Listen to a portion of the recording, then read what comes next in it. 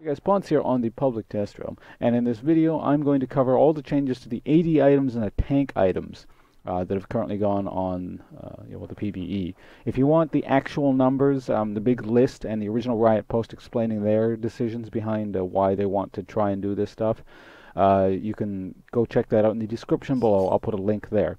But other than that, I'm just going to go over everything, starting with Dorans Blade. So this is kind of a weird one. They basically reverted Dorans Blade to, I guess it was Season 2 when it gave lifesteal. So yeah, it's not exactly as it was in Season 2, but it's more or less the Season 2 Dorans Blade. Now I read the Riot reasoning behind that was about basically how they want to give AD carries more options in terms of their lifesteal and stuff like that. So this also affects top lane as well. It's probably ultimately a good thing-ish, though. Percent lifesteal tends to be better on AD carries since they're just dealing more damage, but it's not bad on tanks either, or at least bruiserish types that go top lane. So yeah, that's pretty basic change. Next we have Vamp Scepter. So Vampiric Scepter. This thing it deals or it gives slightly less lifesteal now, I guess to sort of compensate for the fact that Dorans Blade actually now gives lifesteal. So there's that. That's pretty basic. So things that build out of that are affected to an extent as well. Next we have the BF sword change. Let's do that. Oops, you're not a BF sword, you just look like one. So basically BF sword is now up to 50 attack damage. Now they said they were also going to increase the cost as well, which they haven't yet. So that might come in at some point. I don't know. They might have actually said something in the... Actually, no, they haven't said anything in the original Riot Post yet. So we'll see what happens there. Bloodthirster is probably the item that's affected most by the BF change because, well, they also just changed Bloodthirster in general. Bloodthirster is now up to 80 attack damage by default, gives slightly less, or rather slightly more lifesteal innately. It used to give, I think, 12% baseline, now it gives 15. But they basically got rid of that stacking passive where it gets stronger over time, the more minions and stuff you killed. Now it has this weird lifesteal can now overheal you. Excess life is stored as a shield that can block 450 damage based on champion level. And the shield decays over 15 seconds. You haven't done anything. So that's kind of weird. I don't know what I think about that.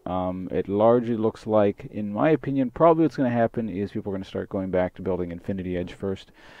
Because now that gives 80 damage, 25% critical strike chance, and a critical strike deal. That's all the same. But basically, Infinity Edge just deals more damage. The other BF sword item is, of course, Mercurial Scimitar. So that now gives more damage. It used to give 60, and now gives 50 or 80 attack damage. And now also to remove all debuffs and grants. The remove debuff thing is the same, but 50% bonus movement speed for 1 second. That is now given to ranged champions as well. So it's not just melee champions that benefit from that. Moving on, let's move Draven around. Let's move him around so we don't get disconnected from the server, and I keep showing you guys items. But Dagger was the other baseline item that was changed. So basically, Dagger now costs 450 gold instead of 400, but gives 15% attack speed instead of 12.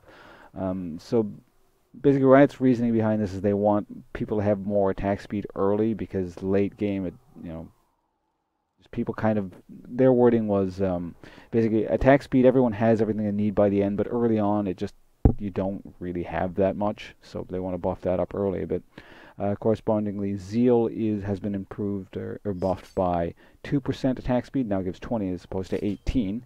Berserker Greaves, those give 20% attack speed, but they cost slightly more. But it gives 5% more attack speed, so that's quite a bit. So now let's go on to, where is it? Let's do Bilgewater Cutlass next. Bilgewater Cutlass. So this has something to do, because we're going to go in Blade of the Ruined King in a sec, but let's do this first. So Bilgewater Cutlass, obviously, since it builds out a Vampiric Scepter, now gives slightly less lifesteal. But other than that, Blade of the Ruined King here. So this actually has changed quite a bit. It's not just in regards to attack speed and stuff like that. So what's happened is lifesteal is lowered to 10% from 15%. The passive now gives 8% of the target's current health, up from 5%. The let's see now, the unique active now deals less damage. So when you actually click the item to do that nuke on people, it's down to 15% of max health from, or down to 10% max health from 15%, and the movement speed slow reduced 25% from 30%. So it's interesting. I guess they want people to shred people better with this thing, not just nuke them down and run away. I don't really know what I think of these changes. I mean, it's interesting, I suppose. 8% is a lot to shred people down with. So if I guess you want a tank shredding item, it's more specialized in that now. Overall, not a huge, massive change, I don't think. Although, again, 8% does seem pretty big to me. So we'll see how that plays out on Public Test Realm. Next we have, finally we have the tank items. I'm going to do these last, because these they do affect AD carries, but they also affect tanky types a lot. So we'll see how this goes. Dorans Omen. Let's start with Warden's Mail. The attack speed slow has been reduced to 10% from 15%. So that's just a nerf on that. With Randuin's, that's the same. It now only slows by 10% for attack speed, but they completely got rid of the movement speed slow. So this is interesting. As I said in the previous video, I'm not particularly surprised that this happened, because Randuin's Omen... Yeah. Draven was an excellent pick this game. Thanks for that, Draven. And every game.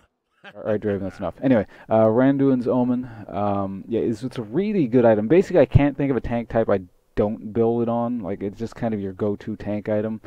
So, I mean, Randuin's Omen has always been like that. It's been like that since, like, pre-Season 1, where it's just they keep shifting this item around because it tends to be really good. But, yeah, I don't know. We'll see. Riot themselves said champions or bruiser fightery types that don't have a gap closer on their own may suffer a lot from this.